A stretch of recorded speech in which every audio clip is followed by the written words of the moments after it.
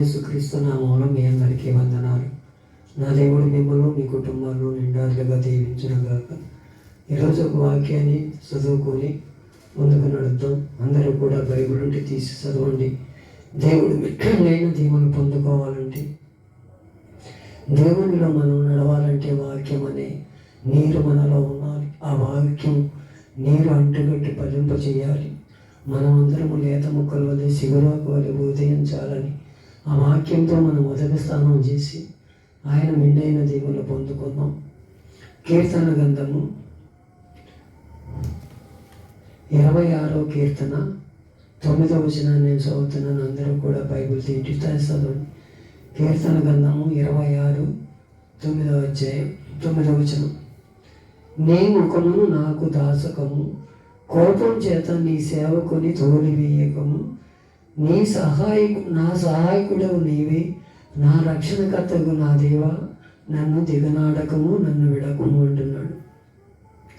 దావీదు గారు అడుగుతున్నాడట,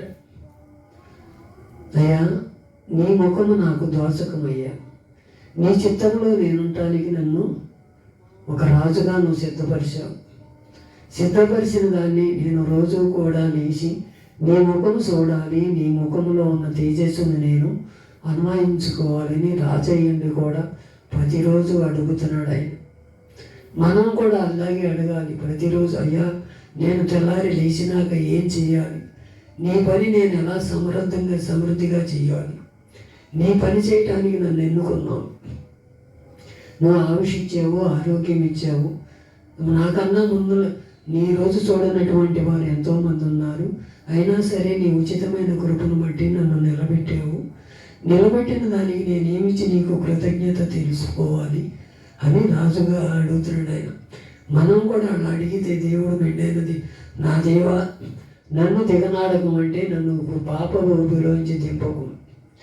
నేను పాపంలో పడిపోతున్నానేమో, దోషంలో పడిపోతున్నానేమో, చెడు వ్యసనాలు నా చుట్టూ చేరుకుంటాయేమో, నేను ఇంత బ్రతుకు బతికి నేను పాపంలో పడిపోతే నాకు ప్రయోజనం ఏంటని, నేను రాజనై ఉండి ఇలా నేను చేయటం గొప్ప కార్యాలు నా పట్ల చేయమని దేవుణ్ణి బతిలాడుకుంటున్నాడు. మనం కూడా అలాగే చేయాలి. దేవుడు మనల్ని కూడా మంచి ఆరోగ్యంతో నింపి ఆయన కృపలో మనల్ని భద్రపరిచి మేలైన మార్గంలో నడిపిస్తున్నాడు. ఆయన ఏమంటున్నాడు, నన్ను తోలువేయకు, నీ సన్నిధిలో నుంచి నన్ను తోలువేయకు, నా సహాయకుడు నీవే, నా రక్షణకర్తవు దేవా, నన్ను విడవకుము అంటున్నాడు. మనం విడిచిపెట్టే వారం ఉంటున్నాము, ఆయన అత్తుకునే వారం ఉంటున్నాము. ఒక్కసారి మన హృదయాలు పరిశోధించు. దావీదు మహారాజే అంటున్నాడు, నన్ను పాపపు ఊపిలోకి దింపబావయ్యా, నీ ముఖము నేను చూడాలయ్యా, నీ ముఖము మనోహరము, నీ తేజస్సుని నాకు చూసి కృపను నాకు దయచేయమని ఒక తీర్మానం చేసుకుని అడగలిగితే నా దేవుడు రక్షణ ఇస్తాడు. ఆయన రక్షణను మనం చేతపట్టుకోవాలి. ఆయన రక్షణ పాత్రను మనము ఎప్పుడూ కూడా దిగజారిపోయేవాళ్ళం కాక ఆయన సన్నిధిలో నిలబడే యోగ్యత మనం కలుగజేయాలని దేవుని ఎదుట మనము ఒక మేలైన మార్గంలో నడవాలని దేవుడు కోరుకుంటున్నాడు. అలాగే కీర్తన గ్రంథము 116వ కీర్తన 12, 13 పొడవు నేను చదువుతున్నాను. యెహోవా నీవు చేసిన ఉపకారాలన్నిటికీ నేను నీకేమి చెల్లించుతును అంటున్నాడు. ఆయన చేసిన ఉపకారాలంట ఏది కూడా మరవకూడదంట. మనకు ఆయుష్ని ఇచ్చాడు, ఆరోగ్యం ఇచ్చాడు, ఉండటానికి నివాసం ఇచ్చాడు, భార్యని ఇచ్చాడు, పిల్లల్ని ఇచ్చాడు, కుటుంబాన్ని ఇచ్చాడు. ఆయన చేసినది ప్రతిదీ కూడా మన ఉపకారమే కదా. ఆయన ఉపకారంలో ఏది కూడా మనకి దోషం లేదు. ఆ ఉపకారాన్ని మనం తలపోసుకుంటూ, అయ్యా నువ్వు ఇన్నిచ్చినందుకు నేనేమి చెల్లించాలి నీకు అని మనం అడగాలంట. ఆయన అడిగేమంటున్నాడు ఇక్కడ, అదే 13వ వచనంలో కూడా, నీ రక్షణ పాత్రను చేతపుచ్చుకొని యెహోవా నామమును ప్రార్థన చేసేదని అంటున్నాడు. యెహోవా నామమును మాత్రమే మనం ప్రార్థన చేయగలవా? ఏదో నామమును మనం ఏది కూడా ప్రార్థన చేయడానికి వెళ్ళలేదు. నీ ముఖం నేను చూడాలయ్యా, నేను నీకు ప్రార్థన చేశానంటే అది యెహోవా నామమును బట్టి శృతి కలుగునుగా కానీ మనం అనేవాళ్ళంగా ఉండాలి. అనే దేవుని లేఖనాలు తెలియపరుస్తుంది. నీ రక్షణ చేత నేను పట్టుకొని ఉండాలయ్యా, నీ రక్షణ మాకు కలగజేయమని మనం ఒక తీర్మానం చేసి అడగగలిగితే దేవుడు అంటున్నాడు, నేను నీకేమి చెల్లించును అని మనం ఎదురు అడగాలంట. మనం అలా అడుగుతున్నామో, పొందుకొని మర్చిపోతున్నామో ఒకసారి మన హృదయాలు పరిశోధించుకోవాలి. ఇక్కడ అన్యుడయ్యండి కూడా సిరియా సామ్రాజ్యానికి రక్షణ నడిపించేవాడు నయమాను అనేవాడు ఒకడున్నాడు. ఆడికి ఆ దేశంలో ఉన్న వాళ్ళందరినీ చంపేసినా కానీ ఒక పిల్ల కాపాడబడి ఆయన దగ్గర ఉపహారం చేస్తున్నది. ఇన్ని పాపాలు చేసిన వాడికి దేవుడు ముట్టాడు, కుష్టి రోగం అంటించాడు. అంటించిన కాడి నుంచి అతను బాధపడుతుంటే ఆ పిల్ల చూడలేక, అయ్యా మా దేశంలో ఒక దైవజనుడు ఉన్నాడు, ఆయన మాటిస్తే ప్రతిదీ నెరవేరుతుంది, వెళ్ళి ఆయన దగ్గరికి వెళ్ళి శుద్ధుడు కామంటది. ఆ పిల్ల ఎంతో ఘనంగా మాట్లాడింది. ఇన్ని పాపాలు చేసిన క్షమించటం ఏంటని అనుకోవాలి ఆ పిల్ల. ఆయన మనం కూడా ఎన్నో పాపాలు చేసి ఉంటే ఆయన ఎదట ఒప్పుకొని ఆయన నీతిని రాజ్యాన్ని ఎతికే వారంగా ఉంటే, మన అన్యుడు కూడా అంటున్నాడు గొప్ప సాక్షిగా వెళ్ళాడు. వెళ్ళి రథం లేకుండా ఎలీషాని కేకేస్తున్నాడు, నేను సిరియా సామ్రాజ్యానికి సైన్యాధిపతిని వచ్చాను, రామను మీ గురువు గారిని ఒక శిష్యుని పంపిస్తాడు.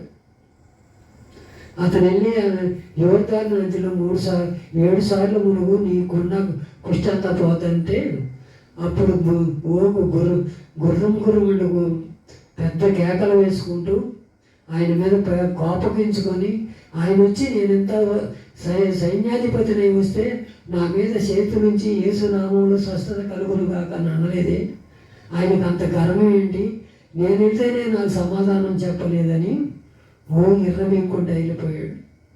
వెళ్ళిపోతే ఏ రోజుకి ఎక్కువ అవుతుంది కానీ తక్కువ అవట్లేదు. అక్కడ ఉన్న వాళ్ళందరూ అంటారు, అయ్యా నువ్వు వెళ్ళి నిన్నేమన్నా ఆయన మనులు ఎత్తురామన్నాడా, మాణికలు ఎత్తురామన్నాడా, లేకపోతే ఈ పర్వతాన్ని తీసి అటు పెట్టమన్నాడా అని అనలేదు కదా. యోర్దాను నదిలో వెళ్ళి స్నానం చేయమన్నాడు తప్ప రెండోదల్లా మా ఊళ్ళో ఇన్ని నదులు లేవా, ఇవన్నీ శ్రేష్టమైనవి కదా అని మళ్ళీ యతిమాతంగానే మాట్లాడుతున్నాడు. మనం కూడా అలా ఉంటున్నామేమో, దేవుని వ్యతిరేకంగా నడుస్తున్నామేమో. ఒక్కసారి మన హృదయాలు పరిశోధించుకొని దేవుడు ఏదైతే మాట్లాడుతున్నాడు, సేవకుడి ద్వారా ఏదైతే మాట్లాడుతున్నాడు దాన్ని తప్పించి మాట్లాడుతున్నామేమో ఒకసారి మన హృదయాలు పరిశోధించుకొని దేవునికి విరోధంగా మనం ఏమైనా మాట్లాడుంటే క్షమించాయని అడగాలి. ఇది కూడా ఇలాగే చేశాడు. వెళ్ళి యోర్దాను నదిని మునిగాడు. వెళ్ళి మునగంగానే పశ్చాత్తాపడై 7 సార్లు మునిగిపడి చిన్నపిల్ల దేహంతో బయటకు వచ్చాడు. అప్పుడు అంటున్నాడు 5వ అధ్యాయము 15వ వచనం, అప్పుడు అతను పరివారంతో కూడా దైవజన దగ్గరికి వచ్చి తిరిగి వచ్చి అతని ముందర నిలిచి, చిత్తగించము, ఇశ్రాయేలులో ఉన్న దేవుడు తప్ప లోకమందున మరి ఒక దేవుడు లేడని నేను ఎరుగుదును. ఇప్పుడు నీ దాసుడినైన నేను నా యొక్క బహుమానం తీసుకోవాల్సినది కనుక అడిగాడంట. నేను బహుమానాలు పుంజుకోవటానికి రాలా, నేను దేవుని నామాన్ని హెచ్చించడానికి వచ్చాను తప్ప ఈ లోకంలో నేనేది సంపాదించుకోను, నేనేది తీసుకెళ్ళను. నేను ఇంతవరకు కూడా నా దేవుడు గొప్పవాడు అని నేను చెప్పడమే తప్ప దేవుడు మహత్య కార్యాలు ఆయన చేయగలడు, ఆయన చేసింది ఏది కూడా మనం మరవకూడదని ఈ లేఖనాల బట్టి తెలుసుకున్నాడు. ఇశ్రాయేల్లోనే గొప్ప దేవుడు లేడని తెలుసుకొని ఆయన తిరిగి వెళ్ళిపోతుండగా అవన్నీ కూడా మా దైవసేవకుడు కష్టాల్లో ఉన్నాడని నీకు కుష్టి వ్యాధి అంటించుకున్నాడు తీసుకొచ్చుకొని గ్రహాజీ అనేవాడు.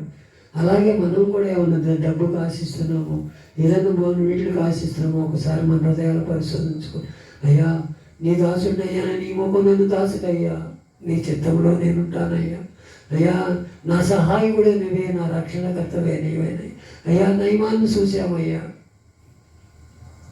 ఆ నయమాన్ని కూడా నీ ఇశ్రాయేలులో గొప్ప దేవుడు లేడని అన్యుడయ్యుడు కూడా గొప్ప సాక్ష్యం పలికాడయ్యా.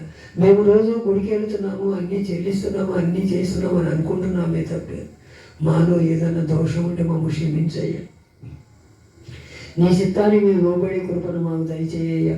యెహోవా నీకు నేనేమి చేసి నా హృదయాన్ని నీకు ఇవ్వగలనయ్యా.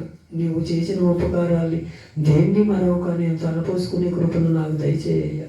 నీ చిత్తంలో ఉండే నా కృపను దయచేయమని ఒక తీర్మానం చేసి అడగలిగితే నా దేవుడు ఈ రాత్రికాల సమయంలో నిన్ను నన్ను కూడా ఆయన ముఖం దాచేవాడు కాదు.